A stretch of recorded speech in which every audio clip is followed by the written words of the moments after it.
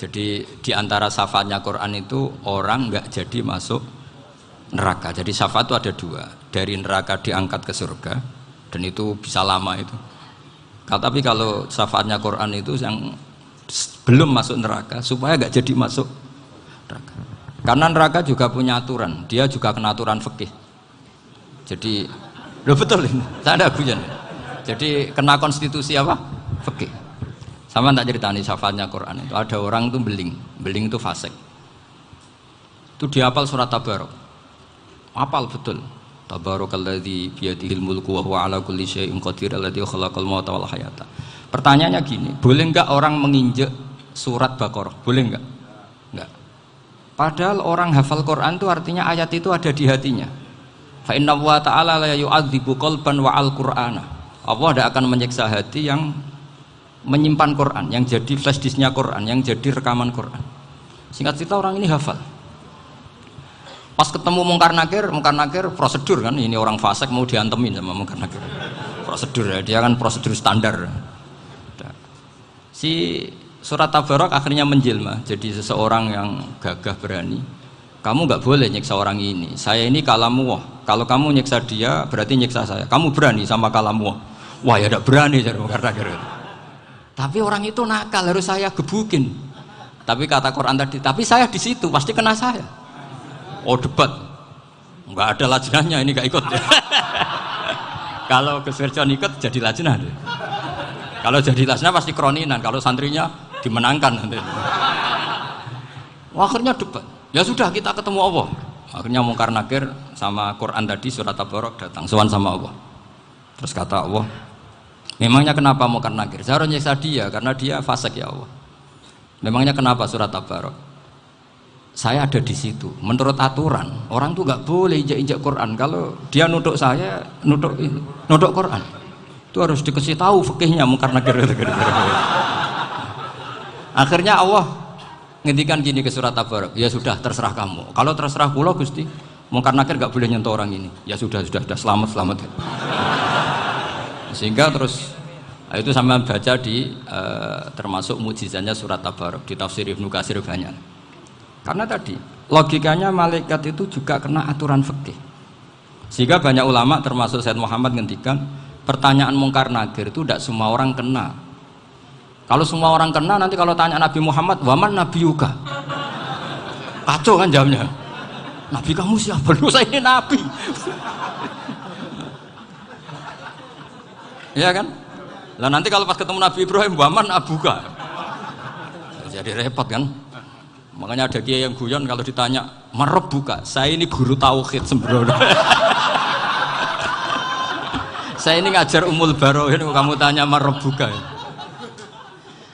Masyhur itu keramatnya Imam Malik itu. Ada Ashabu Malik, rajulun min ashabi Malik. Beliau ditanya Mungkar Nakir, "Marabbuka manabiuka?" Imam Malik datang, ini seumur-umurnya itu ngajar tauhid. Kamu bedai nggak sopan kamu.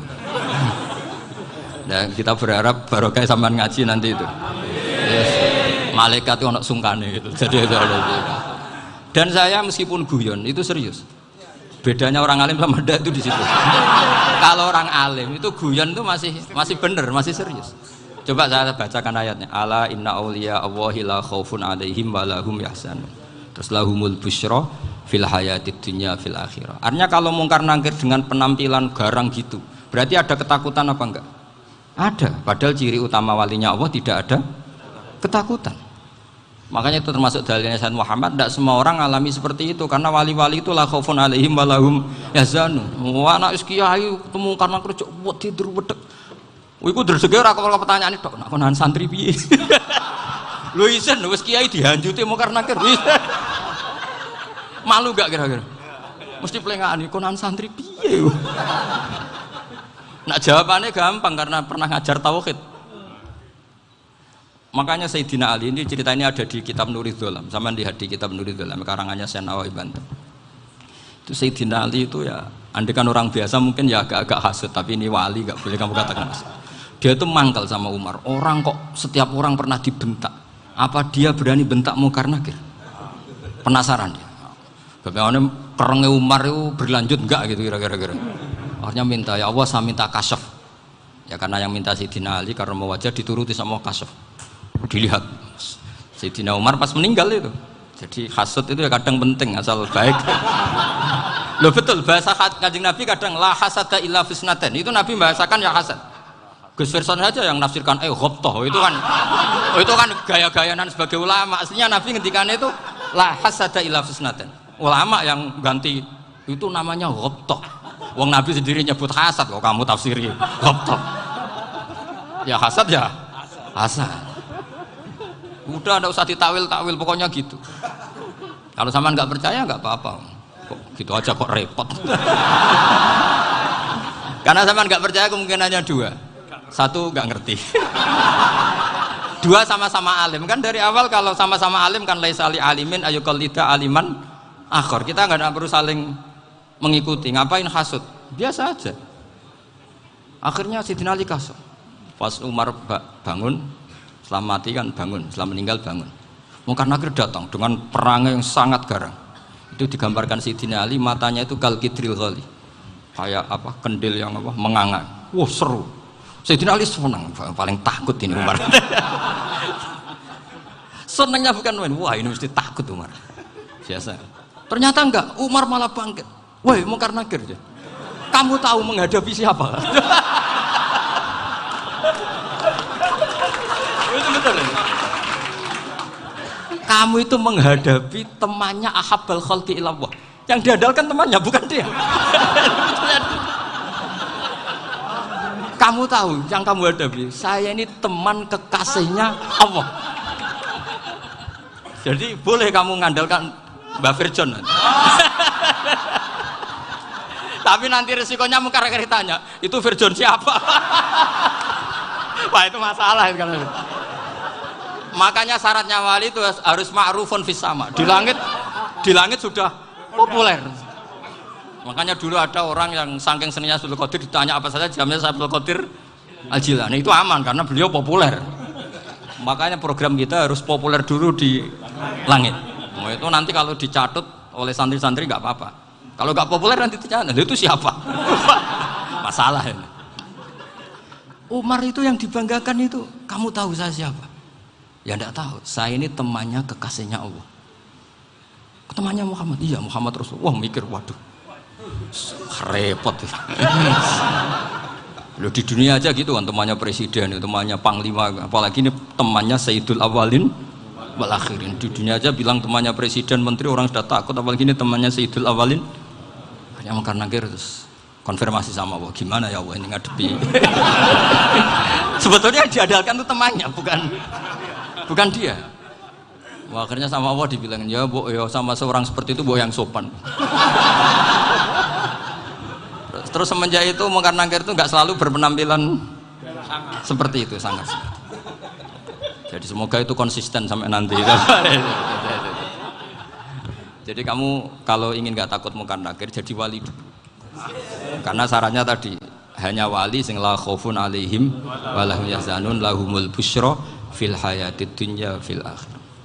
Jadi orang itu kalau ngaji itu harus khatam. Jangan semuanya kena pertanyaan. Dan kalau semuanya kena pertanyaan nanti repot. Kalau Nabi Muhammad ditanya waman Nabi juga. Nabimu siapa? Lu kan terus jadi aneh. Jadi makanya ngendikane Sayyid Muhammad semua ulama lah. Enggak ada am kecuali ditaksis. Kecuali sifatnya Allah. Misalnya bikulli syai'in alim ya benar-benar bikulli syai'in. Tapi kalau am semuanya pasti ada taksis. Meskipun dalam muhawarah muhadasah biasa. Misalnya contoh gampang istri kamu baru seneng kamu, mas nak pengen apa-apa itu lapor aku, gak apa-apa mas, mesti aku seneng sama lapor. Iku dia aku pengen wayo. Wah langsung jadi apa wae. Mesti apa wae maksudnya kecuali itu. Gitu. Padahal kalau ngomong mas sampean ingin apa saja tak dukung. Terus sampean bilang, pengen ku iku wayo. Kira-kira disetujui apa enggak? Sama seperti kita kalau punya teman akrab, wah senang omahku gak apa-apa, anggap ya omahmu dewe, terus mlebu-mlebu kamar. Jadi tidak ada am kecuali di taksis. Artinya kalau ada cerita bahwa orang mati pasti ngalami ditanya Mungkar Nakir itu pasti ada am yang di taksis. Itu pasti juga dialami para ambiya, para auliya. Karena ciri utama wali itu la khaufun alaihim walahum yahzanun. Kemudian saya yang mau cerita ya supaya sampean bisa menghadapi dunia global ini. Tak bawa tafsir Munir termasuk tadi. Kenapa orang Islam Rasulullah SAW itu lebih senang kalau yang menang itu orang Nasrani Romawi ketimbang yang menang itu orang Faris, dalam hal ini ateis. Karena orang ateis itu lebih ngeri. Sebetulnya beberapa penemuan sains terutama di ilmu medis itu orang Amerika, kayak cloning. Tapi orang Amerika itu masih dilarang oleh gereja untuk mengaplikasi. Karena nanti bayi cloning itu dipakai suku cadang. Di Amerika masih ditentang oleh fatwa-fatwa agama baik Islam maupun Kristen. Tapi di Cina itu dipraktekkan karena nggak ada halangan agama. Di Cina itu biasa ada kondom diolah lagi jadi alat-alat aksesoris. Di Amerika tidak ada karena masih ada agama, masih ada larangan. Sehingga orang Islam itu lebih takut kalau yang menang itu Persia, karena terus cara berpikir ternyata Tuhan itu tidak ada, langit nggak ada perannya. Jadi ketika yang menang Nasrani masih berpikir itu pertolongan Tuhan, meskipun mungkin cara mengatakan Tuhan beda dengan kita. Tapi ada satu kesamaan bahwa kekuatan samawi itu ada. Nah, itu disebut ghulibatir rum fi adnal ardi wa hum min ba'di ghalabihim sahlibun. Di sini diterangkan oleh Syekh Nawawi supaya kamu tidak salah paham. Sebetulnya kamu katakan misalnya wah itu paham liberal, sebenarnya saya tidak tersiksa. Cuma takut yang mengatakan seperti itu cek goblokir atau ngaji gitu. Itu aja masalah saya. Ini saya baca ini karangannya Syekh Nawawi karena tadi kata Mbah Firjon ngaji itu harus sama orang yang bersanad. Saya ini kalah sama beliau itu berkali-kali. Secara nasab saya harus manggil Mbah. Secara silsilah ilmu saya juga kalah lagi. Saya sering disewani sama cucu-cucu Syekhona Khalil. Kiai Siddiq itu termasuk murid dekat beliau Syekhona Khalil. Kalau itu berarti kan Gus Firjon, Ahmad, terus Mbah Siddiq. Mbah Siddiq ngaji Syekhona Khalil. Syekhona Khalil itu pernah ngaji langsung sama Sayyid Zaini Tahlan. Berarti beliau dari Sayyid Zaini Tahlan itu baru generasi kelima. Sementara saya itu sudah ke-7 atau ke-6. Saya, Mbah Mun, Mbah Karim misalnya, Mbah Hashim, Mbah Mahfud Termas, Sayyid Abi Bakar Sato yang arangnya Anatul Tolibin, baru Sayyid Zaini Tahlan. Berarti saya ke-7, kalah lagi. Tapi untuk jadi wali biasanya cepat saya. Karena syaratnya jadi mbah itu ngalah demi putu. Jadi kalau beliau ngotot, saya dulu Gusti, saya mbahnya. Wah itu mbah yang nggak baik. Pasti jatahnya dikasihkan apa? Cucunya dulu. Makanya Abdul Muthalib itu orang yang dapat wangsit, tapi yang jadi nabi itu cucunya.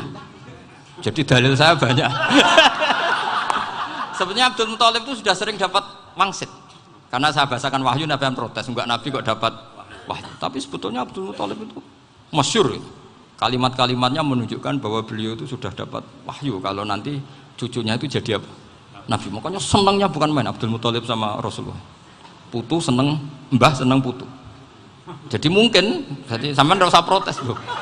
Yang jadi wali kok cucunya. Dulu betul. Dulu Mbah Hamid Pasuruan itu kalau Mbah Ahmad Siddiq ke sana, Mbah Hamid Pasuruan kalau manggil Mbah Ahmad Siddiq itu paman. Tapi pamannya minta ijazah ke ponaan. Apa ya gara-gara itu memang. Kalau itu masih berlaku apa? Ngalah tadi. Kayaknya masih apa? Hawane masih. Gitu. Hawane masih. Karena melihat tren-tren langit masih gitu kayaknya masih. Masih itu. Ya, tapi mbahnya tetap dapat jatah, tenang saja nanti. Tapi memang sebaiknya mbah itu legowo. Rasulullah Muhammad SAW itu terkenal min dzurriyyati Ibrahim. Tapi kata Rasulullah, ana dakwatu Ibrahim wa bisyaratu Isa. Aku nganti ngene iki barokah dongane Nabi siapa? Ibrahim. Jadi dongane Nabi Ibrahim ya tiba teng putu. Jadi banyak bukti bahwa jatuhnya ke putu gitu. Tadi saya di kamar sama beliau berduaan. Nih Mbah sing dadi wali di sini, aku wae Mbah. Cocokan tadi. Nah, kenapa saya akhir-akhir ini gulirkan daftar wali? Kenapa? Saya ini resah ya, orang sudah ingin dicintai pejabat, dicintai tetangga, dicintai teman. Tapi kadang-kadang orang lupa lagi dicintai Allah. Makanya saya meskipun guyon, tapi ini amdan, bukan sahwan. Supaya orang punya cita-cita lagi jadi wali, ingin dicintai Allah. Kita ini terlalu lama ingin dicintai makhluk. Mbok ya naik kelas sedikit lah. ingin dicintai Allah Subhanahu wa Ta'ala. Meskipun saya guyon, tapi tadi guyon saya tuh lebih serius ketimbang serius Anda. Karena tak pikir. Saya tuh kalau pergi itu seneng ngebis, bukan karena saya tidak punya mobil, tapi saya sering mau butuh itu supaya gak diganggu. Karena saya tuh harus punya waktu sendiri. Kalau bis kan ketemu orang nggak kenal, tapi sekarang ya agak susah, banyak yang kenal. Dan susahnya lagi nggak minta ijazah, minta foto. Aduh, repot tuh. Mau dibenci itu umatnya Rasulullah Shallallahu Alaihi Wasallam. Mau disetujui itu sanatnya mana? Kalau ketemu orang alim minta apa? Foto. Itu nggak ada sanatnya. Nggak tahu saya itu mazhab dari mana itu. Ya mazhab milenial yang jelas itu kan. Ini tak baca ya biar dapat, karena ini kenangan saya sama Mbak Ahmad Siddiq. Saya masih ingat betul beliau ngisi kholnya Mbak Abdullah bin Umar, berarti abahnya Mbak Hamid. Karena mbah saya itu Fatimah binti Khalid bin Umar, kalau Mbak Hamid itu Hamid bin Abdullah bin Umar. Itu saya masih ingat betul zaman itu Mbak Hamid setiap khol di Lasem itu rawuh dan saya derek mbah saya karena masih misanan datang ke Lasem. Itu beliau pas itu ngisi sama Mbah Mun. Mbah Mun masih muda, Ki Ahmad Siddiq sepuh senior. Itu beliau cerita bahwa dulu ketika Indonesia dijajah Jepang itu para kiai mimpi dibacakan ayat ghulibatir rum fi adnal ardi wa hum mim ba'di ghalabihim salim. Terus ada kiai yang tanya, takwilannya gimana? Ya nanti Jepang pulang bukan karena kita yang mengalahkan, tapi Jepang ada yang mengalahkan sendiri meskipun tidak kita. Kayak dulu Faris tidak dikalahkan Islam tapi dikalahkan Romawi, tapi yang senang umat Islam. Wa yauma idzi yafrahul mu'min. Itu luar biasa ulama-ulama kita. Delalah kejadiannya Indonesia seperti itu. Yaitu kita tidak mengalahkan Jepang, tapi Jepang pulang sendiri karena dikalahkan apa? Sekutu. Ya ini saya baca. Ini tidak usah dicek bacanya benar apa enggak. Sudah aman, apa? Aman. Karena kalau saya salah itu ya sengaja. Artinya ya sengaja saja. Ya biasa maksudnya. Saya kemarin ngisi di Pondok Peloso, di Pondok Al Munawir Jogja. Salah itu ada dua, ada salah yang memang benar-benar salah. Itu nggak apa-apa, bisa dimakfu. Karena mesti sangke wong goblok salah yang terus itu. Ada salah bawaan ilmu, itu repot tuh dadaninnya. Karena misalnya kita yang biasa belajar qiraah sabah wayah sibuhu, mesti diulang lagi wayah sabuhu.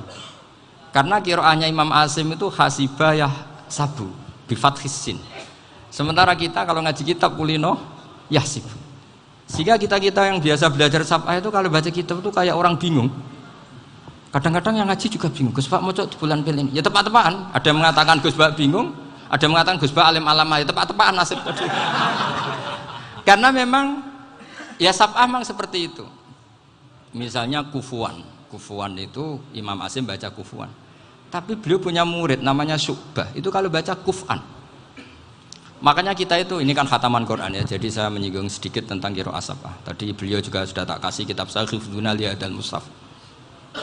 Sama tak ajari latihan sabah, memang angel ya. Makanya yang nggak bisa itu wong pinter. Sudah tahu angel ya nggak usah diteruskan kan. Orang menghindari barang angel itu pinter apa goblok? Pinter. Berarti wong goblok pinter. Saya tuh makanya sama orang goblok tuh respect. Jadi orang alim tuh angel apa gampang? Angel. Menghindari barang angel pinter apa goblok? Loh, orang menghindari barang angel pinter apa goblok? Pinter. Berarti wong goblok pinter. Jadi saya sama orang-orang goblok itu respect. Sudah tahu jadi orang alim angel ya barang angel ya harus dihindari. Makanya saya ini insya Allah umatnya Nabi yang termasuk yang terbaik. Amin. Karena mencintai umatnya Nabi termasuk yang goblok. Waduh. Itu tidak gampang itu. Karena tadi sudah tahu ya. Seperti itu loh orang naik panjat pinang itu yang naik karena ingin hadiah. Yang nonton sudah tahu wah licin kok dinaikin mau keplotok ya. Tapi orang sepakat yang nonton juga pinter karena sudah tahu ribet kok. Tukun yang pasar kena lah apa mana. Sama juga gitu. Ngalim tafsir angel, ngalim fikih angel. Ada karek ngaji ngerekam kan gampang. Itu pinter apa goblok? Pinter. Iya. Makanya kula niku mbok burohno ngono tok. Saya tadi dinasihati Mbak Firjon muga-muga hati saya selamat. Saya itu meskipun kata orang banyak, muhibbin saya banyak, tapi saya insya Allah tidak riya. Saya itu pakai kitab namanya Tasbitul Fuad, itu karangannya Said Abdul Al-Haddad. Ketika beliau punya muhibin banyak ditanya, bagaimana ya Habib Anda menjaga hati Anda? Jamnya Said Abdul Al-Haddad itu unik. Innama azzamu Allah. Mereka itu sebenarnya menghormati Allah. Cuma butuh sarana, dan itu saya. Jadi saya tahu sampean semua itu mencintai Quran, mencintai sunnah Rasul, mencintai hadis-hadis Rasul. Cuma sampean kan karena nggak paham, terus manfaatkan saya. Jadi sebenarnya saya ini korban. Korban. Jadi saya mau riak gimana? Korban kok mau. Bangganya di mana tuh? Coba sampean misalnya ngaji tafsir, belajar sendiri kan susah. Terkibnya susah, maknanya susah. Bahkan beli kitabnya kadang tidak kuat. Loh, untuk jadi alim tafsir itu kan harus beli kitab. Loh, saya sering belajar kitab itu jutaan. Tafsir Tobari, saya pernah beli kitab Fakhrur Razi itu berapa coba? 27 jilid. Karangannya Fakhrur, belum karangannya ulama modern Imam Sya'rawi. Itu berapa jilid? Itu jutaan. Saya kemarin juga dihadiahi kitab Pak Quraish Shihab namanya Faidul Bari fi Syarhil Bukhari. Pak Quraish Shihab yang terkenal. Dia sering diskusi sama saya. Saya ngasih hadiah beliau ngasih hadiah saya. Oh itu harganya nggak kuat. Tidak kuat kadang di Indonesia nggak ada coba. Dan sama orang hebat menghindari kesulitan itu. Nah, kesulitan itu, sebab ngaji ikut, kalau nggak paham dirukok rekamannya sudah gitu. Pinter mana sampean sama saya? Pinter sampean kan? Bikin sosis susah, beli aja kok repot kan? Nah, makanya nggak boleh orang bilang, wah aku goblok reso tafsir, aku wong pinter.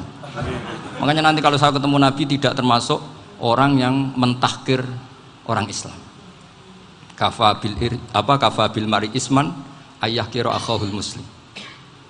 Jadi cukup orang itu dosa kalau menyepelekan orang Islam, termasuk darani sampean goblok itu dosa. Caranya nggak darani goblok ya tadi di logika tadi. Alim itu angel, gendari angel itu pinter, berarti wong bodoh pinter ya sudah gitu. Tapi tetap bodoh. Tapi ini satu cara untuk saya respect gitu. Coba orang yang ngaji tafsir saya banyak, mungkin ribuan. Itu sebetulnya mencintai Quran. Karena Quran adalah kitab suci yang panduannya umat Islam. Sangat mencintai Quran. Terus kemudian mereka nggak paham. Terus mencari orang yang memahamkan. Burono lah cara jawabannya. Terus keren saya itu di mana coba? Lah terus mereka kurang ajarnya gini, kalau paham itu ya alhamdulillah paham. Kowe nak ngaji Gus Bae ngono tok. Tapi nek ora paham, ora nyalano akal. Mari Gus Bae nerangno cepet, mulane gak paham. Ora kok nyalano teke sing lelet. Maksud kan masyaallah naudzubillah tenan. Sebetulnya tingkat kurang ajarnya tinggi Gus sebenarnya. Jadi kalau nggak paham itu kadang nggak nyalahno uteke. Kayak mau misalnya, mau mari mikir ra jelas. Padahal misalnya jelas ora mesti paham berdoa. Paham? Jadi kata Said Abdul Haddad, innama azzamu Allah. Sebenarnya mereka itu sangat menghormati Allah. Makanya kita nggak perlu mengatakan wasilah itu kafir, nggak akan. Karena orang tawasul sama Rasulullah itu ingin dapat ridhonya Allah lewat orang yang dicintai Allah. Kita mencintai wali sebenarnya, wah itu kekasih Allah. Kita mencintai itu karena mencintai Allah. Sama seperti gini, kamu mencintai kangkung apa enggak? Sebenarnya sama sekali enggak. Tapi kamu ingin sehat, ada asupan gizi. Kamu ingin tubuh kamu sehat, butuh asupan gizi. Kemudian kamu makan kangkung. Apa terus kamu cinta kangkung kan enggak? Cinta kesehatan kamu sama. Orang yang mencintai saya sebenarnya ingin kepuasan rohani. Saya kan termasuk kiai yang torekonya gampang. Ini swarga kan akhirnya penggemarnya banyak. Coba kalau kamu ini neraka. Wah, jadi sebetulnya Anda mencintai kepuasan Anda sendiri. Nah, saya ini korban. Makanya untuk masuk surga cepat saya, korban itu cepat. Da'watul mazlum la turaddu kan gitu. Laisa bainahu wa bainallah hijab. Jadi saya kalau dongo langsung seret langit. Karena mazlum. Saya sinau tafsir itu, Pak, sampean bayangkan ada tafsir itu sudah 27 jilid. Sengarang Fakhrur Razi itu bulatnya bukan main. Karena dia ahli filsafat. Bulatnya Masya Allah. Sudah gitu sinau Jalalain kadang dikomen oleh Sawi. Sudah kita percaya Jalalain jebule dibuli Sawi. Percaya Sawi dikandani, "Oh iku Maliki rasa ribet." Sudah gitu sinau Qurtubi, sinau tafsir Tobari itu susahnya. Belinya susah, belajarnya susah. Padahal saya punya keluarga, punya istri, punya anak. Bayangkan kalau istri saya rewel kayak istri sampai. Wah itu. Tapi alhamdulillah enggak. Sama sekali enggak. Allah sudah milihkan, wah ini bahaya kalau punya istri rewel. Imam Sibawai itu kitabnya banyak, tapi yang terbukukan hanya kitab Sibawai. Karena beliau kalau sudah belajar lupa istri. Hanya pas beliau di pasar, kitabnya dibakar semua sama istrinya. Karena dianggap saingannya. Ternyata yang dicerai tidak kitabnya, malah istrinya. Itu Imam siapa? Sibawai. Tapi alhamdulillah kitab saya nggak terbakar, aman. Saya teruskan ya. Jadi untuk menjaga riya dilatih innama azzamu Allah. Sebenarnya mereka itu menghormati, sehingga wasail itu sebenarnya nggak pernah jadi subjek pelaku utama, tetap Allah. Sebab itu kata Sayyid Muhammad, kamu kok mengatakan wasilah itu kafir itu gimana? Ketika innallaha qad ba'atsa lakum taluta malika. Talut itu ya manusia. PD-nya itu apa?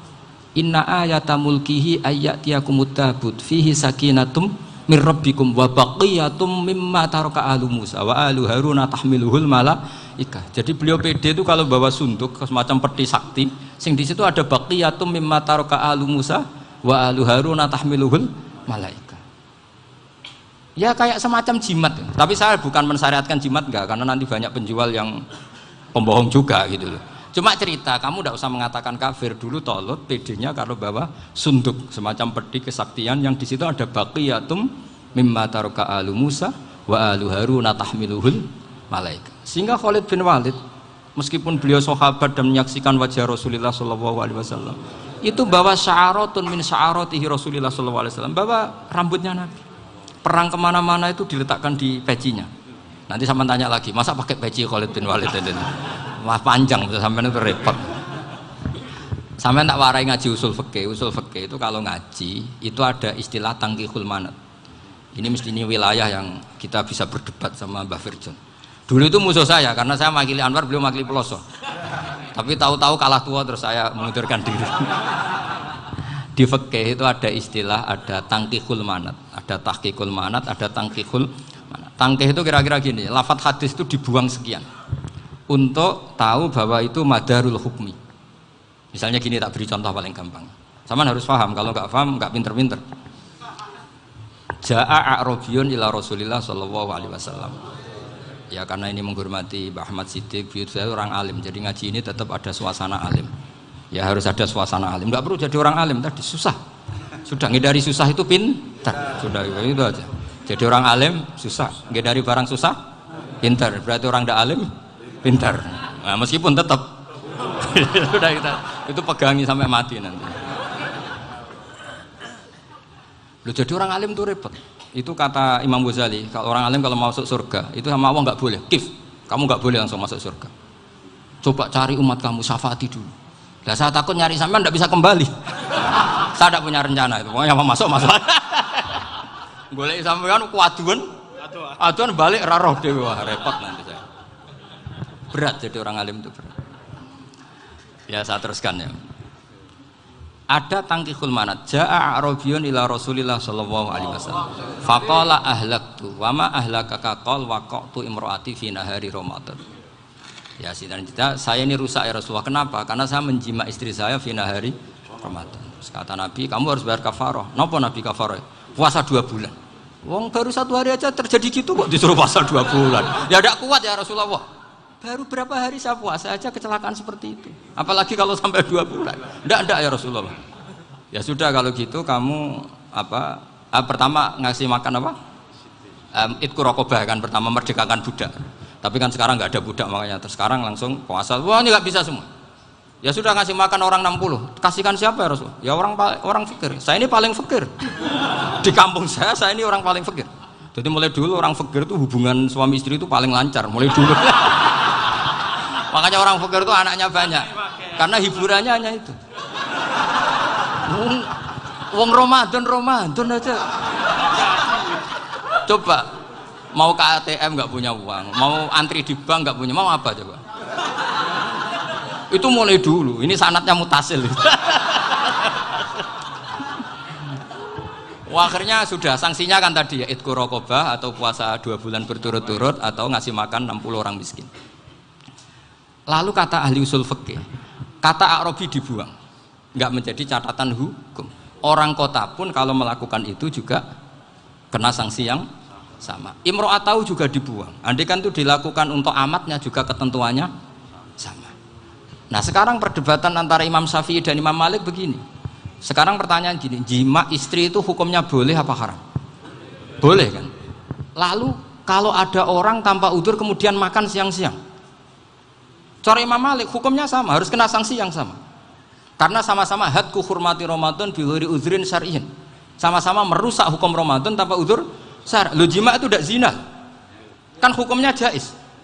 Nah, sekarang makan hukumnya jaiz, harusnya juga kena ketentuan yang sama. Cara pikirannya Imam Malik. Nah, alhamdulillah Imam Syafi'i gak setuju. Wah, cara setuju repot. Bahkan orang-orang Syafi'i sudah punya khilaf, kalau gitu minum dulu. Iya, biar gak kena. Iya, biar iftarnya pakai minum. Setelah minum baru jima kan. Ini sudah menyiapkan khilafnya.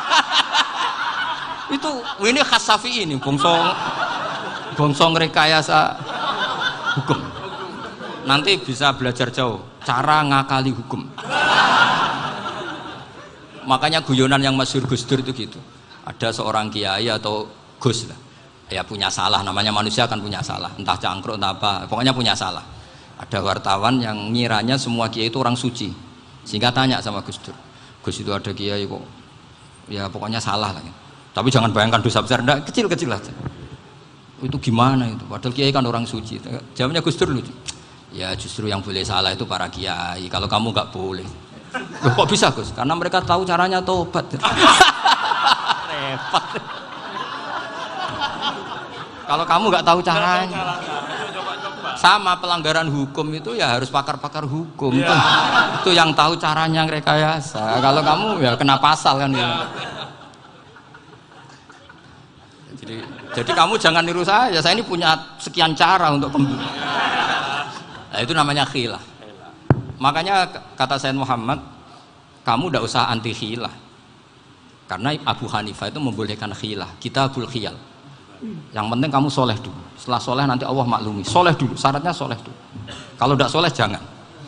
Contohnya gini, ada orang mau puasa lemes sekali, mau makan, gampang. Kalau langsung makan kan kayak hadku hormati Ramadan biwari udrin syar'iyyin. Aku langsung mau jembera sowan Mbah Firjon.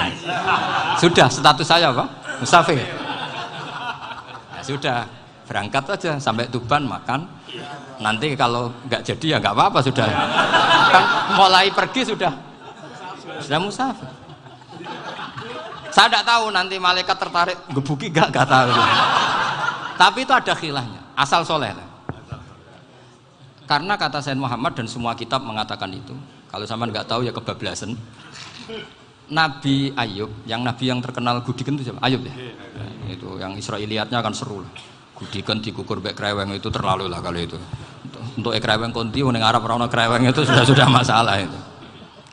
Singkat cerita, Nabi Ayub ketika diasingkan kaumnya itu kan nggak punya sumber makanan. Lah orang lelaki itu mulai dulu egois. Istrinya Nabi Ayub itu cantik sekali, udah cantik, rambutnya bagus. Makanya kamu nggak usah tanya kenapa istrinya kayak banyak yang cantik. Ya, warasatul anbiya, nggak boleh gitu. Kalau nggak cantik ya warasatul anbiya dari segi balak. Istrinya Nabi itu semuanya cantik. Nggak usah tanya sebabnya apa, pokoknya gitu, semuanya cantik. Singkat cerita, beberapa kali istrinya Nabi Ayub itu kerja demi bisa nafkahi Nabi siapa? Suatu saat itu tidak ada pekerjaan yang cukup untuk beli roti. Satu-satunya peluang dapat rezeki itu putrinya raja itu rambutnya berondoli. Terus ada sayembara siapa yang rambutnya bagus mau dibeli. Sampai rambutnya istrinya Nabi Ayub itu dijual. Nabi Ayub tersinggung karena itu mengurangi kecantikan. Jadi lelaki mulai dulu gitu. Udah nggak urun kalau istrinya nggak cantik itu komplain.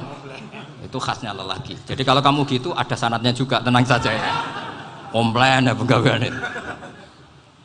Saking mangkelnya Nabi Ayub terus ngendikan la adriban naki mi'ata sautin. Kamu akan saya pukuli dengan mi'ata sautin atau dengan 100 cambukan. Atau mi'ata dikhtin atau mi'ata apalah sesuai konteks zaman itu. Engko nak muni pecut tuku konti kok ribet lagi. Singkat cerita akhirnya ketahuan bahwa istrinya menjual itu demi Nabi Ayub.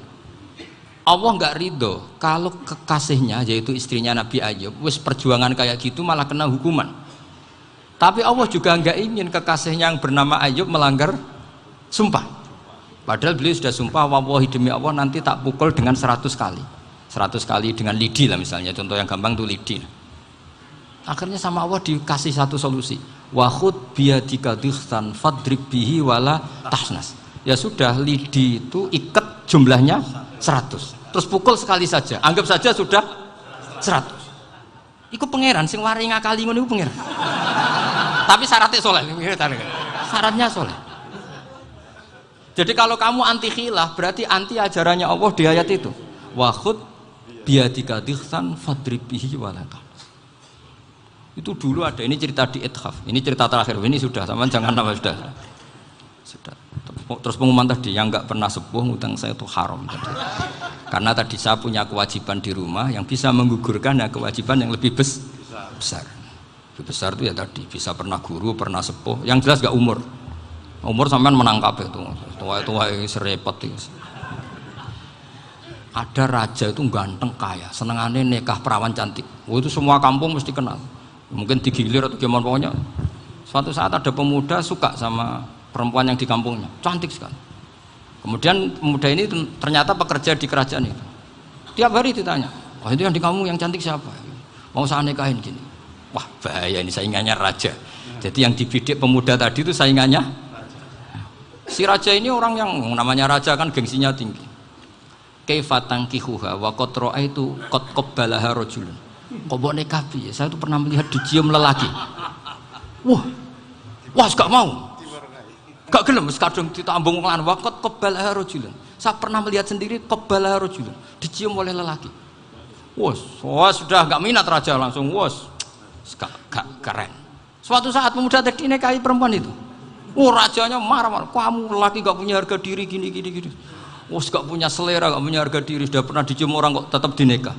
Terus bilang ke raja, ta'rif manir rajul, lelaki itu siapa? Abuha. Kamu tahu lelaki itu siapa? Sopo? Abuha. Bapaknya. Saya kan hanya bilang rajulun. Pernah dicium lelaki. Lah pikirannya raja lelaki wis kowe-kowe ngene iki. Tapi butuhnya canom mau rojo ben gak sido itu aja tuh. Baru kayak digulirkan gitu, wakot kebalah rojulun. Wah nggak mau. Setelah itu suatu saat pegawainya tadi nih kayak perempuan. Kamu nggak punya harga diri gini. Kamu tahu mandir rojul apa abuha? Wah nak ngono aku gak popo. Lah monggo sakniki wis bojo kula. Ora trimo wis diambung wis macam-macam. Lah itu namanya khilah. Apa? Khilah. Kalau di Balawa disebut tauriyah atau apalah. Tapi saya tidak ngajari sampean seperti itu. Sudah pinter sebelum saya ajarin. Bangsa ngakali kan sudah pinter. Ya ini terakhir tak baca Arabnya saja nanti. Bismillahirrahmanirrahim. Biar dapat barokahnya Syekh Nawawi juga barokahnya guru-guru. Bismillahirrahmanirrahim. Wasababu nuzuli hadil ayati annahu kana baina farisa war rumi qitalun wa kanal musyrikuna yawadduna antaghliba farisu ar-ruma. Di anna farisa kanu majusiyan ummiyin wal muslimuna yawadduna ghalabatar rum ala faris liqaunihim ahla kitabin. Jadi zaman dulu orang Islam lebih senang kalau yang menang itu orang Nasrani. Kalau bandingannya ateis. Karena bagaimanapun percaya kekuatan langit. Sementara orang ateis sama sekali tidak percaya kekuatan. Apapun bedanya kita dengan Nasrani itu ada kesamaan, yaitu percaya adanya kekuatan langit. Sehingga ketika orang Romawi kalah itu orang Islam ikut susah. Paham ya? Makanya ini tak baca biar sampean enggak macam-macam pikirannya.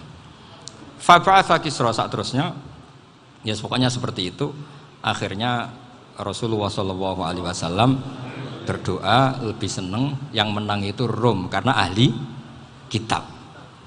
Artinya apa? Kemenangan ahli kitab adalah kemenangan makhluk atau hamba Allah yang mentautkan kekuatan kita di bumi dengan kekuatan langit. Makanya saya berharap selain kita ikhtiar medis, kita harus memperbanyak istighfar. Bagaimanapun semua itu dari Allah Subhanahu wa Ta'ala. Kita menghormati negara dengan ikhtiarnya, tapi saya mohon sekali kita juga istighfar, karena semua itu juga ditentukan oleh Allah, oleh langit. Ya, saya kira demikian. Assalamualaikum warahmatullahi wabarakatuh.